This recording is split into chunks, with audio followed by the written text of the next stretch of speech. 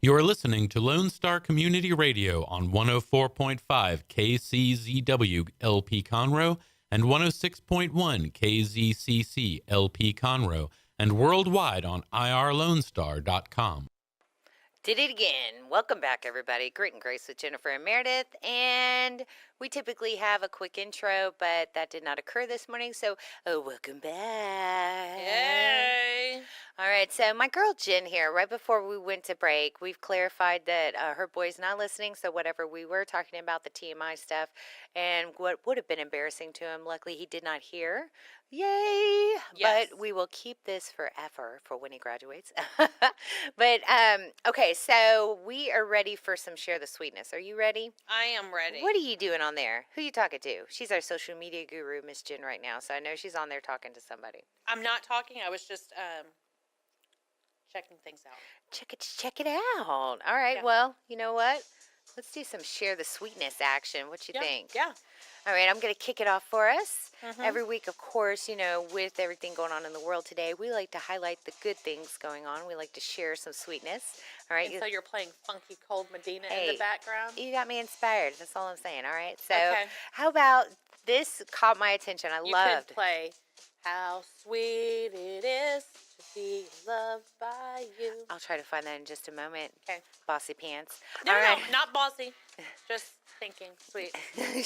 Oh, that's right. All right. So, soldier takes 10 flight to see the baby's birth.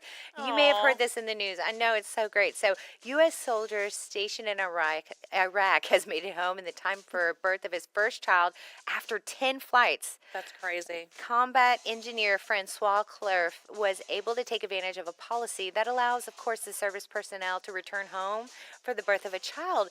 But obtaining permission for the furlough ended up to be the easy part. He eventually spent 2 days in the air, touching down in California just in time to be with his wife Natalie for the birth of their daughter. Well, his journey involved 10 flights on 7 planes.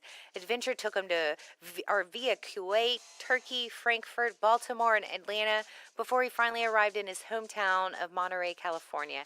It's a journey of more than 8,000 miles, and luckily his baby Julia waited for him. Just before 10 a.m. on New Year's Day, Julia became the first baby to be born at the Monterey Community Hospital in 2018. Clark will remain on paternity leave before returning to his unit in February. But isn't that so wonderful? That is. The journey, man. Can you imagine? Yeah. 48, That's crazy. 8,000 miles, 48. Woo! That's a whole lot of plane action. 10 flights and 7 planes. That is wild to me. You know, that must have been some hustling. Yeah. Hustling and sleep deprivation. I'm sure he slept on those flights. I'm sure he had to get some cat naps in. Man, Francois, congratulations and good Yes. job. Yes, absolutely. Good job, Papa, running for it. Good. All right. And Share the thank you, sweetness. baby Julia, for waiting for Dad. Oh, yeah, good point, because that could have, yeah. You know how these babies are. They're Yes, all over the place. Share the sweetness. that's right. A school sought 50 men to stand in for absent fathers at breakfast with dads.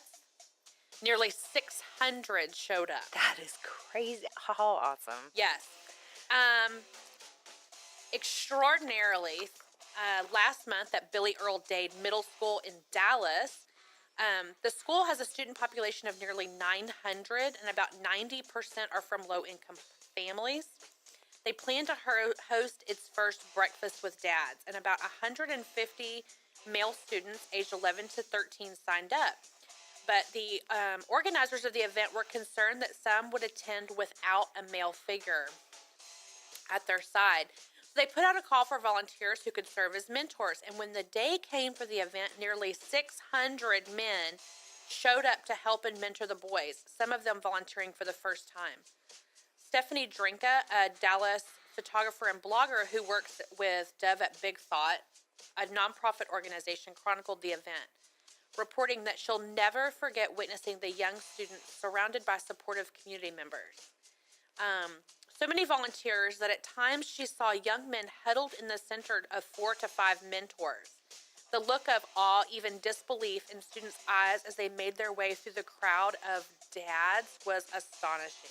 That just brought so much joy to my heart. And really, even further in the story, I didn't get to include it because I know the story kind of went long there. But They ended up showing the kids how to tie a tie, like a rite of Yes. passage for men, and there happens to be one of the kind of tie representatives or a part of a group there that sees the need for that. You know, Yes. it's just a way for boys to know something for being a man and everything, and it was just so beautiful. The idea, can you imagine, like Yes. just all these I boys? read. I did see the article before today, and it was these nearly 600 men that showed up. They were from like all walks of life. So some of them were low income themselves, and some of them were very prominent in the community, doctors and lawyers, and so yeah, anybody can step up Absolutely, and and stand in for someone. that's fantastic, and I love that seeing that, of course, in our world, and especially in Texas, because I was in Absolutely. Dallas. And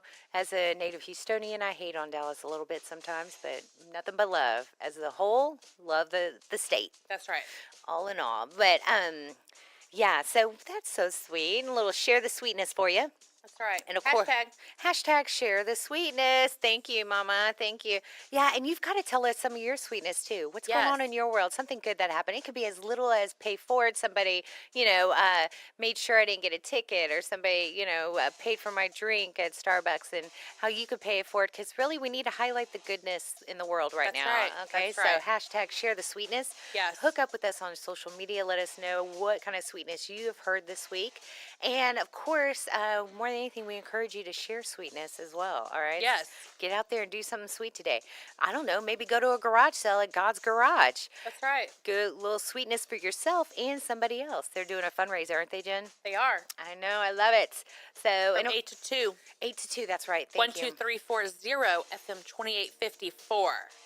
I love their setup. Well, I love the organization, but I Yes. also love, of course, the look. I love that truck. Yes, I do. I wish I knew what year it was, Just what he told us what it was. and I totally blanked out. But it's Yeah. a beautiful. I think it's like a 1940s. I wanted to say model, it sounded yeah. like a 40s, right? So Yes. Chris lo- Williams. He's a wonderful, wonderful man. yeah, and that organization you said they had the second car giveaway, correct? Yes, it's the 13th day of the year. They've already given away 2, I believe, brand new vehicles to Phenomenal. women who needed them. So great. So if you don't know about God's Garage, check them out. They certainly are one of the new organizations, but long in the making to helping those in the community. Something that they help a lot of the single home families out there, as well as veteran Single wives, mothers single mothers. Yes. and widows Thank of you. veterans. Thank you. Thank you. And so it's a great organization. Well, yeah, you know what I mean. Yeah, and you can go out there to be a part of the garage sale and help with the fundraising. Maybe stick around, see how else you can help there. That's right. They're That's always right. looking for volunteers or food servers to kind of help spread the love between all Yes. their teams. And as well as, certainly if you know someone in need that qualifies, speak to the team there. That's right. So, well, I know I love that Share the Sweetness. It's one of my favorite segments. So I cannot wait, because one of my other favorites, what am I going to say? I love it all, actually. Yes. Like there's a favorite, other than, of course, seeing this beautiful face every Saturday Aw, morning. Thank you so much. Yeah, we also got Dreamland. Yes, we do. And speaking of that, Share the Sweetness and Dreamland, I just want to put out some feelers to our Meredith and I are looking for Oh, that's right. a bakery local to Montgomery County and a travel agency. Yes. If you know of one, please hit us up on our Facebook page or email us. We would like to go talk to them. Absolutely. Thank you so much, Jen. Great reminders there. Hit us up at email, probably be best, right? Or Facebook. Email our Facebook. Yeah, Grit and Grace. Grit and Grace Texas at gmail.com, or find us on Facebook at Grit and Grace Texas.